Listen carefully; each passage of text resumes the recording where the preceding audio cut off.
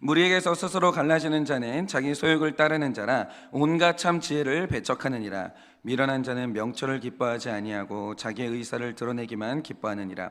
악한 자가 이럴 때에는 멸시도 따라오고 부끄러운 것이 이럴 때에는 능욕도 함께 오느니라. 명철한 사람의 입의 말은 깊은 물과 같고 지혜의 샘은 솟구쳐 흐르는 내와 같으니라. 악인을 두둔하는 것과 재판할 때 의인을 억울하게 하는 것이 선하지 아니하리라. 미련한 자의 입술은 다툼을 일으키고 그의 입은 매를 자청하느니라. 미련한 자의 입은 그의 멸망이 되고 그의 입술은 그의 영혼의 그물이 되느니라. 남의 말하기를 좋아하는 자의 말은 별식과 같아서 뱃속 깊은 데로 내려가느니라. 자기의 일을 게을리하는 자는 패가하는 자의 형제니라. 여호와의 이름은 견고한 망대라. 의인은 그리로 달려가서 안전함을 얻느니라. 부자의 재물은 그의 견고한 성이라. 그가 높은 성벽같이 여기느니라. 다 같이 읽겠습니다. 사람의 마음에 교만은 멸망의 선봉이요 겸손은 존귀의 길잡이니라. 아멘. 제가 이 죄를 고백하는 이제 목회를 6년을 하니까 그 여러 성도님들한테 그 이런저런 이제 질문을 이제 듣게 됐어요. 근데 6년을 이제 사역을 하다 보니까 어느 정도 이제 데이터가 쌓이게 될 거 아닙니까? 근데 유독 아주 빈번하게 똑같은 질문을 반복적으로 받아요. 그리고 이 질문이 반복적으로 온다는 것의 의미가 뭔지 제가 이제 그걸 알게 됐거든요. 그러면 제가 6년 내내 지금 반복적으로 듣게 되는 질문이 뭐냐? 이런 겁니다. 어떤 분이 이제 질문하기를, 목사님, 죄에 대한 용서는 근본적으로 사람이 하는 게 아니라 하나님이 하시기 때문에 회개라는 건 하나님하고 나 사이에 하는 거 아닙니까? 그래서 저는 진실하게 하나님 앞에서 내 죄를 포장하지 않았고 전부 인정하면서 정말 찢어지는 가슴으로 하나님 앞에 회개를 했어요. 그러면 내 죄의 문제는 용서를 받았고 해결된 것인데 왜 내 죄를 또 공동체 앞에서 오픈해야 됩니까? 그리고 그게 천주교에서 말하는 고해성사랑 뭐가 다릅니까? 바로 이 질문을 6년 내내 반복적으로 들었어요. 그런데 이제 중요한 지점은 이겁니다. 이 질문은요, 똑같은 사람이 계속해서 했던 질문이 아니고요, 다른 교회를 다니는 분이 우연치 않게 제 설교를 듣게 됐다? 그러면 이 질문을 반드시 던지시는 거예요. 그런데 보세요, 사람은 다양해요. 근데 던지는 질문이 똑같아요. 그럼 이게 뭘 말해주겠습니까? 이게 지금 한국에서 신앙생활을 하고 있는 성도님들 안에서 보편적으로 자리 잡고 있는 상식이라는 게 지금 존재한다는 거예요. 그리고 이 지식의 틀 안에서 지금 제가 말씀드리는 죄 고백에 대한 이야기를 들으면 그게 지금 뭐가 부딪히는 게 있는 거예요. 이해가 안 되는 지점이 있는 거죠. 그러면 지금 한국의 교회 안에 자리를 잡은 하나의 회개에 대한 틀이 뭐냐? 이거는 저 역시 경험을 했어요. 그렇기 때문에 너무 이제 체열이 되고 저도 아는 사실인데, 지금 이제 한국 교회의 상황이라는 것은 예수님을 믿음으로 말미암아 아무런 대가 없이 은혜로 내가 구원받는다라는 이 칭의에 대해서는 전 세계 어느 교회보다 정말 성경적이고 정확하게 가르치고 있는 게 맞아요. 그래서 한국의 이제 교회는요, 복음의 기본기가 굉장히 탄탄한 교회인 거죠. 그런데 한 가지 아직 숙성하지 못하고 약한 게 뭐냐? 하나님의 전적인 은혜로 구원을 받은 이후예요. 이후 구원 받았어요. 근데 죄송한데 그게 끝이 아니에요. 구원받은 이후에 이제 택자는 죽는 날까지 성화의 길에 들어가게 되는데 치열하게 죄와 싸우고 말씀을 삶에 적용하는 이 성화를 설명하는 건 아직까지 약한 게 한국 교회의 현실이라는 거예요. 그러니까 제가 회개를 말할 때 하나님 앞에 회개해야 된다, 이건 다 이해를 해요. 그러니까 한국 교회에서 이걸 부정하는 사람이 아무도 없어요. 그런데 사람 앞에도 오픈해야 된다라고 할 때 이걸 해야 되는 이유를 아직도 잘 모르는 거예요. 그러니까 이제 이런 거죠. 제가 그래서 이제 결심하기를, 제가 목회하는 날 동안 얼마나 이 질문을 또 받게 될지 모르겠지만 질문을 받을 때마다 마치 처음 질문을 듣는 것처럼 그때마다 성심껏 대답을 해드려야 되겠다, 이런 생각을 했어요. 그러면 자, 오늘 말씀하고 이게 이제 관련이 있는 거니까 잘 들어보세요. 제가 다시 말씀드릴게요. 죄를 지은 우리는 진실로 그 죄를 아파하면서 용서의 주인 되신 하나님께 회개를 했어요. 그런데 왜 또 우리가 신뢰할 만한 공동체에 가서 내 죄를 또 오픈해야 되는 이유가 뭐냐라는 거죠. 여러분, 우리가 공동체와 믿을 만한 사람들에게 죄를 오픈하는 이유는 또 다른 두 번째 용서를 받기 위한 게 아니에요. 하나님 앞에 회개를 했으면 영단번에 완전히 우리의 죄는 다 해결되는 거예요. 두 번째 용서는 없는 거예요. 그걸로 완전히 끝났어요. 우리가 하나님 앞에 죄를 회개하면요, 받아야 될 용서는 이미 완전히 종결이 되는 겁니다. 완성됐어요. 자, 그러면 사람 앞에서 하는 죄에 대한 오픈은 이유가 뭐냐? 자, 사람에게 있어서 이 죄의 문제는요, 때마다 어김없이 찾아오는 겨울과도 같아요. 이 말 뜻이 뭐냐? 한번 설명을 잘 들어보세요. 지금 열대지방에 사는 사람들은요, 우리가 경험하는 겨울을 평생 경험하지 못하고 살아요. 그러니까 눈이 뭔지를 구경하지 못하고 죽는 사람 되게 많다는 거죠. 그런데 열대지방에 살던 어느 외국인 노동자가 우리나라에 와가지고 일을 하면서 처음으로 겨울을 만나게 된 거예요. 세상에, 근데 이런 겨울은 처음 경험하니까 더운 잠바를 사고 따뜻한 음식을 먹으면서 그의 겨울을 겨우 살아남았어요. 아주 잘했습니다. 그런데 이 겨울의 문제가 뭐냐? 무릇 계절은 한 번 살아내고 넘어가면 끝나지 않아요. 겨울은 때가 되면 죽는 날까지 또 와요. 반드시 그렇게 됩니다. 한 번 극복한 겨울은요, 이건 법칙인데 반드시 또 찾아와요.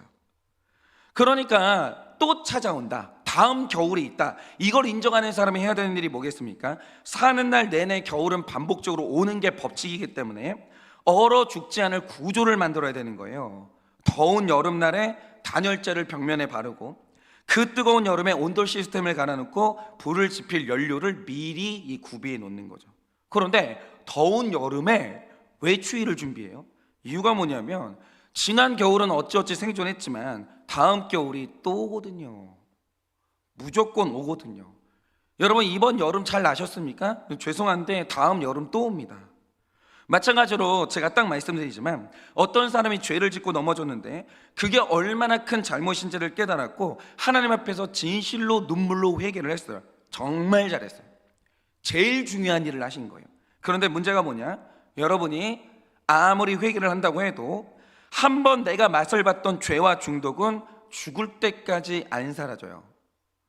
그런 일은 안 일어나요. 지금은 회개를 하고 그 위기를 넘겼어요. 이번은 잘 위기를 넘겼어요. 시간 지나면 똑같은 유혹은 반드시 또 옵니다. 반드시. 그런데 여러분, 이게 두 번째, 세 번째 유혹은 오게 마련인데 만약에 여러분이 한 번 넘어갔다고 해서 두 번째, 세 번째가 오지 않을 거라고 생각하고 무방비 상태로 있다, 100% 여러분들은 똑같은 문제로 또 넘어지십니다. 그러니까 여러분이 한번 여러분의 인생을 잘 돌아보세요. 여러분이 어떤 죄의 문제로 걸려 넘어졌다라고 할 때 그 문제가 날마다 새로운 문제였냐라는 거죠. 제가 단언하건대 그렇지 않을걸요. 인간은 언제나 똑같은 문제를 반복적으로 넘어지는 거예요. 여러분, 음란의 문제로 넘어지셨습니까? 똑같은 음란의 문제 또 옵니다. 중독으로 넘어지셨습니까? 반드시 똑같은 중독의 문제는 또 오게 되어 있습니다. 그런데 사람이 반복적으로 똑같은 자리에서 계속 넘어지는 이유가 뭐냐? 무조건 다시 오는 겨울을 또 준비하지 않았기 때문이에요. 한 번 넘어졌는데 내가 지나갔다, 그러면 그 문제가 끝난 줄 알고 다음에 오는 유혹을 준비하지 않았기 때문에 인간은 똑같은 문제에 반복적으로 넘어져요. 바로 이겁니다. 여러분이 지금 자기 죄를 인정하시고 하나님 앞에 회개하셨습니까? 정말 잘하셨어요. 이거 안 하고 다른 걸 해봤자 아무 소용이 없어요. 하나님하고 해결해야 돼요. 아주 잘하셨어요. 그리고 하나님은 여러분을 아주 깨끗하게 용서를 하셨습니다. 그런데 문제는 그 죄가 여러분을 포기하지 않고 또 찾아온다는 거예요. 또 찾아와요. 그러면 우리가 바보처럼 똑같은 문제에 계속 넘어질 수는 없는 거잖아요. 막아야죠. 그래서 이 두 번째 조치를 취해야 되는데, 회개 이후에 두 번째 조치를 취해야 되는데 이게 바로 성화라는 거예요. 그러면 같은 문제에 반복적으로 넘어지지 않는 최고의 성화가 뭡니까? 그게 바로 거룩한 구조의 건설이에요. 제가 말씀드릴게요. 죄의 문제, 중독의 문제는요, 노력은 의미가 없어요. 저는 노력 안 해봤겠습니까? 그리고 지금 똑같은 문제에 넘어져가지고 가슴을 치는 사람들이 있다는 거죠. 그분들이 노력을 안 했을까요? 노력했어요. 눈물로 다짐하는 결심 아무 의미 없어요. 아무 의미 없어요. 사람은 거룩한 구조 안으로 들어가지 않으면 아무 소용이 없어요. 그래서 제가 결혼하는 청년들에게 똑같이 하는 말이 있어요. 그게 뭐냐면 평생 사랑할게라는 말처럼 공허한 말은 없는 거예요. 그거는 아무 의미 없어요. 내가 너를 평생 사랑할게, 이 말 안 하고 결혼하는 사람은 아무도 없어요. 다 이 말을 언약하고 결혼해요. 그런데 판판이 깨지는 거예요. 말은 공허한 거예요. 여러분, 만약에 내가 이 사람을 평생 사랑하고 싶다 그러면 평생 사랑할 수 있는 구조를 만들어야 돼요. 이거는 애누리가 없어요.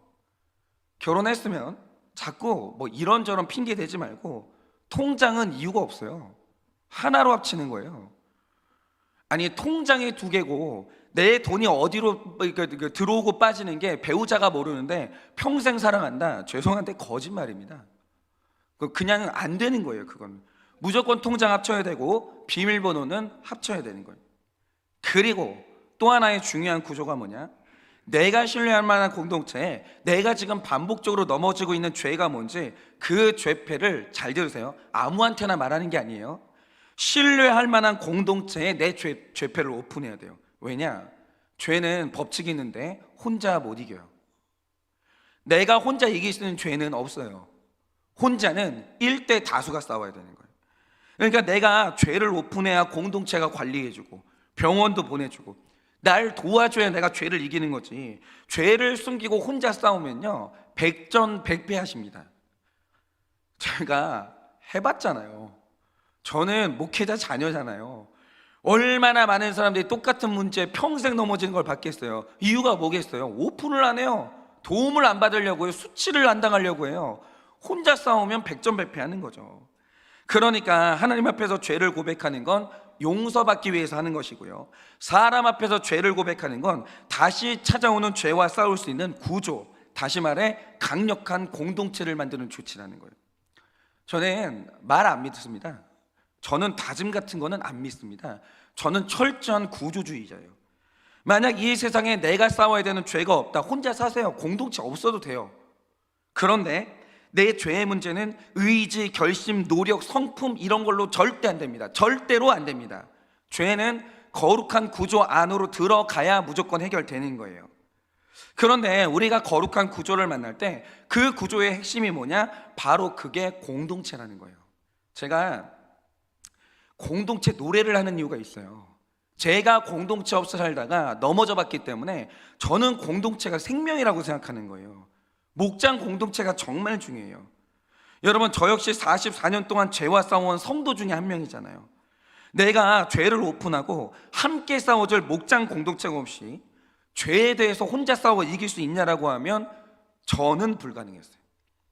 저는 그게 안 된다는 결론이 났고, 남들도 그건 안 돼요. 대단한 명설교를 듣고 예배 시간에 은혜를 받아서 눈물을 펑펑 쏟는다고 해도 유혹이 오면 또 넘어져요. 반드시 그렇게 됩니다. 그래서 신가정은 있어야 되는 것이고, 그래서 반드시 공동체는 있어야 되는 거예요. 그래서 우리의 이 목장 공동체는 정말 이건 생명이에요. 내가 살아나는 생명이에요. 이거 없이 아무도 죄를 못 이겨요. 이건 우리 생명이라는 거죠. 그래서 굉장히 중요한 것인데, 문제는 이 중요한 이 공동체의 구조도 그냥 얻어지는 것은 아니라는 거예요. 공동체라는 것은 우리 이제 거룩의 핵심이기 때문에 사탄이 엄청나게 공격해요. 이 공동체에 있지 못하도록, 이 공동체에 빠져나오도록 어마어마하게 공격을 한다는 거예요. 야, 저 사람이 저렇게 너랑 안 맞는데 이 사람하고 계속 네가 보고 살아야 되겠냐? 아니, 무슨 부귀영화를 누리겠다고 이렇게까지 해가지고 네가 공동체에 들어가야 되냐? 혼자 사는 것도 괜찮아. 아니, 마음 편하게 신앙생활해. 여러분, 이런 식으로 사탄이 우리를 공동체에서 빼내기 위해서 얼마나 노력하는지 몰라요. 그래서 이 공격이 뭔지를 알고 그것을 막아내야 내가 내 공동체를 지킬 수가 있는 거예요. 여러분, 다시 말씀드립니다. 공동체는 무조건 붙어가야 되는 거예요. 붙어가는 게 실력이에요. 이거는 빠져나오면 안 되는 거예요. 얼마나 중요한데요. 그러면 내 공동체 뭐 어떻게 지킬 겁니까? 그런데 오늘 말씀을 보시면 생명과도 같은 나의 공동체를 무너뜨리는 요소들이 좀 몇 개 있거든요. 그러니까 두 번째 단락을 보면 이제 말, 이놈의 이 제어되지 않는 말, 요 말 때문에 공동체가 깨지는 거예요. 뭐 이런 것들, 지금 오늘 말씀에 이런 요소들이 있는데, 오늘은 특별히 시간상 굉장히 중요한 내 공동체를 내가 이제 깨게 만드는 이 한 가지 요소, 그걸 이제 보려고 하는데, 자, 먼저 여러분이 1절을 보시면 이런 기록이 있습니다. 무리에게서 스스로 갈라지는 자는 소욕을 따르는 자라 온갖 참지혜를 배척하느니라, 이럽니다. 자, 우리가 여기에서 굉장히 눈여겨봐야 되는 표현이 뭐냐면 무리에게서 스스로 갈라지는 자라는 표현이 나와요. 그러니까 우리가 공동체를 이제 깬다라고 할 때 이 공동체를 깨는 요소가 두 가지가 있는데, 하나는 외부적인 요소예요. 뭐 너무 함께하기 힘든 사람이 있는 거예요. 그리고 공동체에 반드시 그런 사람이 있어요. 이유도 없이 자꾸 말을 옮기는 사람이 있어요. 그러면 어느 날 이제 공동체에서 환멸을 느끼는 거예요. 내가 진짜 뒤통수를 맞는 것도 하루 이틀이지, 나 더 이상은 못하겠다. 이렇게 외부적인 요소로 나의 공동체가 깨질 때가 있는 거예요. 그런데 사실 진짜 심각한 게 뭐냐? 오늘 말씀의 관점이 뭐냐면, 물은 내가 공동체에서 떠난다라고 할 때 그 원인은 누가 쫓아내는 게 아니라 다들 스스로 갈라지는 경우가 굉장히 많다라는 거예요. 그게 오늘 내 삶에 공동체가 없는 이유라는 거죠. 내가 내 공동체를 파괴하는 거예요. 저는 이게 굉장히 놀라운 통찰이라고 생각하는데요. 그러면 나로 하여금 내 스스로, 무리에게서 스스로 갈라지게 하는 나의 소욕이라는 것은 뭐냐 이거예요. 여러분이 근데 오늘 말씀을 자세히 읽으면 저는 좀 놀랐어요. 제가 오늘 이 말씀을 읽으면서 진짜 성경 말씀이라는 것은 모든 세계를 모든 세대를 이제 건너뛰어서 이거 진짜 진리구나, 제가 이걸 깨달았는데, 자, 제가 지금 드리는 말씀을 잘 들어보세요. 남의 얘기가 아니에요. 잘 들어보세요. 여러분이 잘 알고 있는 히틀러라는 사람이 있어요. 이 사람이 이제 독일의 이제 총통이 됐는데, 이 사람 주변에 그러면 얼마나 똑똑한 참모들이 많았겠어요. 그런데 놀라운 것은 이 사람이 2절 말씀처럼 명철을 기뻐하지 않고 자기 의사만 드러냈어요. 명철은 듣는 데서 오거든요. 그런데 이 히틀러가 듣지를 않는 사람이에요. 날마다 말하는 사람이 있어요. 연설하는 사람, 지적하는 사람, 그리고 지시하는 사람. 근데 그러다가 완전히 망했거든요. 예를 들어서 이런 겁니다. 히틀러가 2차 세계대전에서 패배를 할 때 크게 6가지 이유가 있었는데, 그 중에서 정말 중요한 2가지 이유가 있어요. 그게 뭐냐? 히틀러가 소련을 침공할 때 참모들이 소련의 겨울이 얼마나 위험한지 계속 얘기를 해요. 계속. 그런데 신기해요. 히틀러가 그걸 무시해요. 요거를 들었으면 어쩌면 독일이 유럽을 제패했을지도 몰라요. 그런데 이 히틀러가 한번 삐끗한 이유가 뭐냐면 참모들이 계속 얘기했거든요. 소련의 겨울은 완전히 다른 겁니다. 나폴레옹이 소련의 겨울을 무시했다가 완전히 망했습니다. 절대로 무시하시면 안 됩니다. 그런데 히틀러가 무시해요. 그리고 또 하나, 참모들이 두 번째로 말렸던 게 전쟁터가 많아지게 되면 힘이 분산되기 때문에 전선을 넓히시면 안 됩니다. 참모들이 계속 말했어요. 근데 히틀러가 이 결정적인 2가지 조언을 듣질 않아요. 그리고 완전히 망해요. 그러면 히틀러는 왜 명철을 기뻐하지 아니하고 자기 의사를 드러내기만 기뻐하는 그런 이상한 사람이 됐을까? 왜 말은 잘하는데 듣는 게 안 됐을까? 이게 역사학자들이 말하는 실제로 있었던 일이에요. 그게 뭐냐? 히틀러가 원래는 그 1차 세계대전에 참전했던 군인 출신이잖아요. 그런데 이 히틀러가 스스로 얘기한 건데, 그 전쟁터에서 이상한 경험을 해요. 그게 뭐냐? 전쟁터에 나가는데 옆에 동료들이 계속 죽어요. 자꾸 나만 살아나는 거예요. 예를 들어 이런 일이 있었습니다. 이 사람이 이제 동료들하고 이제 전쟁터에서 식사를 하는데, 그날 잠시 볼 일이 있어가지고 동료들은 계속 식사하고 있고 이 히틀러만 잠시 자리를 빠져나왔어요. 그런데 자기가 식사하고 있던 그 자리에 폭탄이 딱 떨어진 거예요. 그리고 동료들이 다 죽었어요. 그리고 자기만 살아남았어요. 그런데 히틀러가 이런 경험을 계속하는 거예요, 전쟁터에서. 그러니까 어느 날 히틀러에게요, 지독한 나르시시즘이 생긴 거예요. 그러니까 이 히틀러의 본질이 뭐냐라고 하면 굉장히 무서운 나르시시즘이라는 거죠. 그러니까 나르시시즘 덩어리가 히틀러예요. 그런데 이게 왜 우리랑 연결되냐? 제가 최근에 어떤 심리학자의 강의를 들었는데, 지금 우리 시대에 가장 보편적으로 퍼져 있는 심리적 질병이 있는데, 진짜 우리 시대에 무서운 건 소시오패스나 사이코패스가 아니에요. 지금 우리 시대의 가장 중요한 이 도전이 뭐냐? 그게 바로 나르시시즘이에요. 자, 그럼 보세요. 어떤 사람에게 나르시시즘이 있다라고 할 때 이 나르시시즘이 가진 이 중심적인 생각이 뭔지 아십니까? 제가 다시 히틀러로 돌아가 볼게요. 이게 우연인지는 모르겠지만 히틀러가 전쟁터에 나갔다가 동료들은 다 죽어요. 근데 자꾸 나만 살아남아요. 이상한 경험을 하거든요. 근데 그럴 수도 있죠, 사람이. 예를 들어서 이런 거예요. 목회를 하다 보면 다른 사람들은 다 실패해요. 나만, 우리 교회만 잘 되는 거예요. 그런 일이 있을 수 있을까요, 없을까요? 있어요. 얼마인지 시기를 잘 타고 때를 잘 만나면 그럴 수 있는 거예요. 우연치 않게 그럴 수 있어요. 그런데 이런 일이 계속되니까 이게 진짜 무서운 건데, 어느 날 히틀러의 무의식 안에 한 가지 남다른 생각이 자리를 잡게 돼요. 그게 뭐냐면 내가 남들과 다른 뭔가 특별한 사람이구나, 이렇게 돼요. 그래서 이 사람이 늘 사로잡았던 생각이 뭐냐면 나는 남들과 다른 특별한 사람이기 때문에 내 의사결정은 저렇게 이제 평범한 생각을 하는 사람들하고는 다르고, 나는 특별한 사람이기 때문에 특별한 대우를 받아야 된다. 내 말은 다른 사람의 말보다 특별한 의미가 있기 때문에 사람들이 내 말을 들어야 된다, 이렇게 생각을 했어요. 그러니까 이 특별하다, 내가 남들하고 완전히 다른 사람이다, 나는 특별한 사람이다, 이게 망하는 리더들이 공통적으로 가졌던 생각이에요. 망하는 리더들을 보면 어김없이 나르시시즘에 다 빠져 있어요. 내가 특별해요. 난 특별 대우를 받아야 돼요. 내가 말하는 건, 내가 하는 생각은 남들이 하지 못하는 굉장히 특별한 생각이라는 거예요. 그런데 여러분 보세요. 공동체를 가능하게 하는, 내가 남에게 의존해야 된다라고 할 때, 남의 말을 귀담아 듣는다라고 할 때 이 탁월함을 가능하게 하는 구속사의 핵심이 있어요. 그게 뭐냐면 별 인생이 없다는 거예요. 요거 못 믿으면 구원에 굉장히 힘들어지는 거예요, 구원이. 그리고 평범한 게 가장 비범한 거라는 거예요. 여러분, 사람 중에서 특별한 사람 없어요.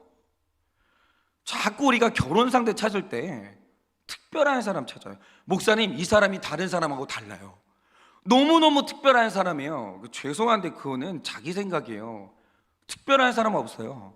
다 약하고, 다 중독 못 이기고, 다 죄를 못 이기는 100% 죄인이에요. 다 불쌍한 사람들이에요. 여러분, 사람은 다 똑같아요. 그래서 우리 모두는 혼자 살 수가 없고 하나님의 도움이 필요하고 지체들의 도움이 필요해요.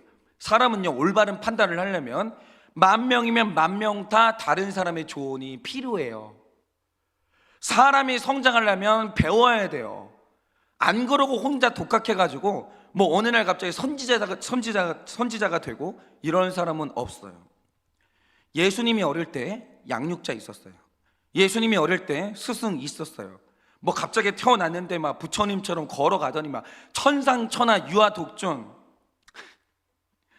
이런 거는 없어요. 예수님 일대기 이런 건 없어요. 예수님은 평범했어요. 그런데 내가 별 인생 아니고 평범하다는 생각을 가지고 공동체에 가면 어떤 일이 벌어지겠습니까? 너나 나나 별 인생이 없기 때문에 남의 사연이 내 사연으로 들리는 거예요. 이게 탁월함이에요. 남의 했던 경험이 내 경험으로 체류되면서 너와 내가 하나가 될 수 있는 거예요. 내가 왜 공동체에 있어야만 하는지 깨달아지는 거죠. 내가 별 인생이 아니라는 이 평범한 자리로 내려와야, 이 위대한 깨달음을 깨달아야 공동체가 생기는 거예요. 그런데 평범하게 가장 잘 살았던 사람, 평범한 게 탁월함이라는 걸 입증했던 사람, 그분이 누구냐? 그게 바로 예수님이에요. 여러분, 예수님은요, 나 홀로 신앙이었던 적이 단 한 번도 없었어요. 예수님은 사역을 할 때 이미 내가 이 땅에서 사는 기간이 한정돼 있다는 걸 알았고, 나 혼자서는 다 사역할 수 없다는 것을 아셨기 때문에 예수님은 즉각 12제자를 꾸리셨어요. 공동체를 꾸리셨어요. 내가 이 땅을 떠난 이후에도 너희는 일해야 되기 때문에 나 혼자 하나님의 나라를 건설할 수는 없기에 예수님이 즉각 의존하셨어요. 12명의 사도를 부르셨습니다.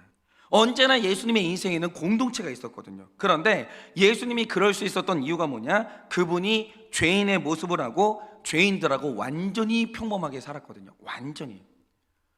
여러분, 예수님 기도 열심히 하셨습니다. 왜입니까? 예수님이 인간으로 이 땅에 오신 이상 별 인생이 없었거든요. 기도 안 하고 사역 못 해요. 기도 안 하고 인생 못 살아요. 절대 그렇게는 안 되는 거예요. 예수님이요, 누구보다 일찍 일어나가지고 새벽 미명이 무슨 시간인지 아십니까? 내 발 앞이 안 보이는 시간이에요. 완전히 깜깜한 시간. 그 시간에 비틀거리고 일어나가지고 산 위로 기어 올라가요. 그리고 기도해요. 성령님, 나를 도와달라고. 이 유혹에서 내가 이길 수 있도록 나를 도와달라고 열심히 기도해요. 왜냐? 예수님이 딱 보여주신 거예요. 별 인생 없다는 거. 별 인생 없어요. 그런데 바로 그게 공동체를 없는 최고의 탁월함이라는 거예요. 평범한 게 제일 비범한 거예요. 그런데 바리새인과 사두개인들은 공동체가 없었거든요. 왜냐? 이 사람들은 완전히 나르시시즘 환자들이에요. 이들의 사고 구조가 뭐냐면, 나는 특별한 사람이기 때문에 내가 아무리 말해도 너희가 내 말을 이해를 못한다는 거예요. 그리고 나도 평범한 사람들하고는 섞일 수가 없다는 거예요. 그러니까 내가 무리에 들어가면 너무 괴로워요. 왜냐하면 나 너무 특이한 사람인데, 나 너무 특별한 사람인데 일반적인 사람하고 내가 섞일 수가 없다라는 거예요. 그건 병이에요, 그거. 그런데 이 나르시시즘에 빠진 사람들이 고난을 당해요. 그 사람들도 고난 당하죠. 그러면 어느 생각으로 빠지는지 아십니까?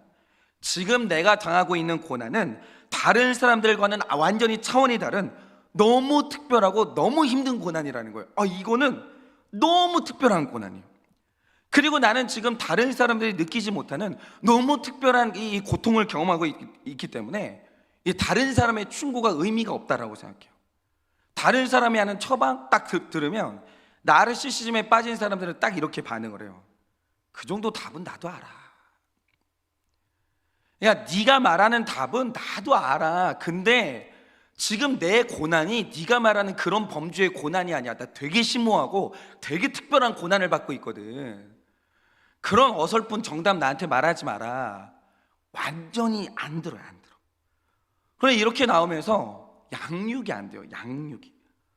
그러면서 이런 사람들은 끝없이 너무나 특별한 나를 인정해주고 너무나 특별한 나의 사연을 특별히 취급해주는 그 사람을 계속 찾아 헤매요. 그래서 이런 사람들은요, 공동체에서 평범하게 나눔하는 게 안 되고요, 꼭 요구하는 게 뭐냐? 나는 지금 특별히 힘들고 특별한 고난을 겪고 있기 때문에 나를 특별 대우해 주세요. 나를 좀 특별히 다뤄주세요. 그러니까 내가 말하면 당신들은 그냥 공감을 해. 나한테 처방하지 말고. 이런 식으로 나오는 거예요. 그런데 또 매너는 있어가지고 대놓고 이렇게는 안 해요. 속으로 늘 그렇게 얘기하는 거예요. 누가 나를 이해할꼬? 나의 고난은 너무 특별한데 누가 나를 이해할꼬? 이렇게 되는 거예요. 그런데 늘 나는 특별하다는 이 나르시시즘이 뭐냐? 바로 이게 무리에게서 스스로 갈라지는 자기 소욕이라는 거예요. 나는 특별하다, 나는 다르다. 그게 이게 오늘 말씀에 보면 어떤 사람이 명철을 기뻐하지 않고 자기 의사를 표현하는 것만 좋아하는 걸, 이게 나르시시즘의 전형적인 증상이에요. 솔로몬이 나르시시즘에 빠졌던 것 같아요. 여러분, 나의 죄와 고난이라는 것은 공동체라는 거룩한 구조 안에 들어가서 그들과 함께 싸울 때 이길 수 있는 것인데, 여러분이 지금 나는 특별하다는 이 특권의식, 나르시시즘에 갇혀 있으면 여러분들은 공동체를 얻을 수도 없고 여러분들은 일평생 답을 얻을 수가 없어요. 그러니까 나는 뭔가 특별하다, 이 생각에 빠진 그 자체가 여러분이 완전히 탁월하지 않다는 증거예요. 예를 들어서 저는 지금 제 문제를 우리 성도님들하고 나누고 있거든요. 그런데 나누다 보면 목회에 대한 답을 정말 쉽게 얻어요. 권사님들하고 대화를 하다 보면 제 문제를 보게 되고요, 지체들하고 대화를 하다 보면 내 문제가 뭔지, 내가 가야 될 길이 뭔지를 늘 얻게 돼요. 근데 예전에는 이 쉬운 걸 못하는 거예요. 왜냐? 나는 목회자의 자녀로 청년기를 다 보내는데, 그것도 다른 사람들은 나를 이해할 수 없는 너무 특별한 배경이고, 내가 지금 목회를 하고 있는데 그걸 평신도들이 어떻게 알겠어? 이 직분이 얼마나 특별한 건데 내 고민을 당신들이 알아? 몰라. 목회자는 특별한 고민을 하거든. 이런 식에 빠져 있었어요, 제가. 그러니까 내 문제를 성도님들하고 나눌 생각도 못하고 성도님들에게서 답을 얻을 수 있다, 이런 기대감이 없는 거예요. 그런데 이제 제가 너무 확실히 알겠는 게 뭐냐? 물론 목회라는 게 뭐 모든 직업이 다 그렇잖아요. 다 특수한 부분이 있어요. 다 다른 부분이 있죠. 근데 솔직히 말해서 목회자는요, 자영업자예요. 아니, 물론 제가 무슨 성과를 내면은 뭐 내가 일정 부분 가져간다 이거 아니에요. 근데 목회자라는 삶의 특성 자체가 자영업자예요. 뭐가 달라요? 여러분, 하나님 앞에서 둘 다 자영업자나 저나 거룩하고 정직하게 살고 있으면 둘 다 성직이에요. 자영업자는요, 아무도 나를 못 나가게 안 해요. 내가 그 자리에 있는 거예요. 아무도 나를 통제하지 않아요. 내가 스스로 열심히 살아야 되는 거예요. 아니, 목회자가 자영업자지 뭐예요, 본질상. 둘 다 거룩하게 살고 둘 다 정직하게 살면 자영업자나 목회자나 둘 다 성직인 거예요. 사명이고. 맞잖아요. 그 제가 자영업 하시는 성도님들과 대화를 하면요, 너무 체휼이 되는 거예요. 목사님의 고통이 제 고통입니다. 아니, 그냥 큐티 하시나 그냥 저 방에 갇혀 있는데 저도요, 이 음식 만드는 주방이요, 날마다 갇혀 있어요. 똑같잖아요. 뭐가 달라요? 아예 그냥 막 우리는 다 말이 통하는 거예요. 그러다가 이제 목회의 답을 얻게 되는 거죠. 목사가 뭐가 별 인생이에요? 저는 남자고 아버지고 남편이에요. 별 인생 아니거든요. 남자의 문제는 남자다로 나누면 답을 얻는 거고, 아버지의 문제는 아버지라고 나누면 답을 얻는 거고, 남편의 문제는 남편들하고 나누면 답을 얻는 거 아니에요. 뭐가 달라요? 뭐가 자기가 무슨 하늘의 무슨 존재인 것처럼 왜 그러고 사냐고요. 다 땅에서 사는 똑같은 존재들인데. 그런데 이 평범함이라는 탁월함으로 땅의 언어로 말을 하기 시작하면 말이 통하기 시작하는 거예요. 하늘의 언어 쓰지 마세요. 맨날 고난이 뭐냐고 물어보면 성령 충만하지 못한 게 고민이에요. 뭘 그래요? 뭐가 그래요? 돈 문제가 고민이고, 자식 문제가 고민이고, 건강 문제가 고민이면서 맨날 하늘의 언어 쓰고 혼자서 땅의 언어는 쓰지도 않고, 그러니까 답을 못 얻으시는 거예요. 그런데 나는 특별하다는 이 연약한 생각에 갇혀 있으니까 멸시를 받고 능욕을 당할까봐 남들 다 하는 이 평범한 나눔도 못하고 공감도 못하고 공동체가 없으니까 그게 얼마나 불쌍한 인생이냐 이거죠. 여러분이 되게 특별한 것 같으세요? 여러분 인생이 남들은 겪어본 적이 없는 엄청 특별한 고난을 당한 것 같으세요? 빠져나오세요. 하나도 안 특별해요. 별 인생 없어요.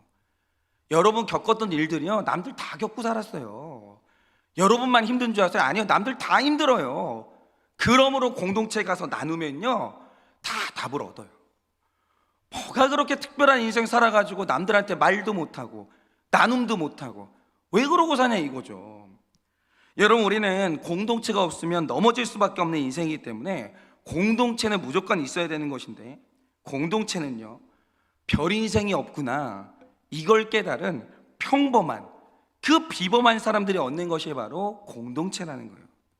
그러니 오늘 하루도 예수님이 살아내셨던 그 비범한 인생이 있죠. 그게 바로 평범한 삶이거든요. 그 인생을 잘 살아서 공동체 안에서 거룩을 지켜내는 탁월한 인생 되시기를 예수님의 이름으로 축원합니다. 이 시간에 제가 적용 질문 드리겠습니다. 수요일이니까. 특별한 것 좋아하고 평범한 것을 무시하지 않습니까? 특별한 것 좋아하고 평범한 것을 무시하지 않습니까?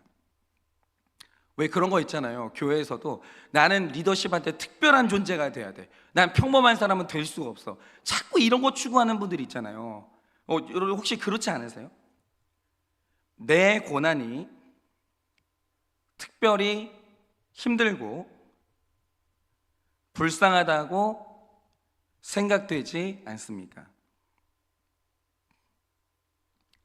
내 고난이 특별히 힘들고 불쌍하다고 생각되지 않습니까? 남의 이야기가 내 이야기로 들리고 체휼이 되십니까? 남의 이야기가 내 이야기로 들리고 체휼이 되십니까? 내 사연이 너무 특별해서 아무도 이해하지 못한다는 생각이 있지 않습니까? 내 사연이 너무 특별해서 아무도 이해하지 못한다는 생각이 있지 않습니까? 평범함이 비범함이라는 것을 믿으십니까?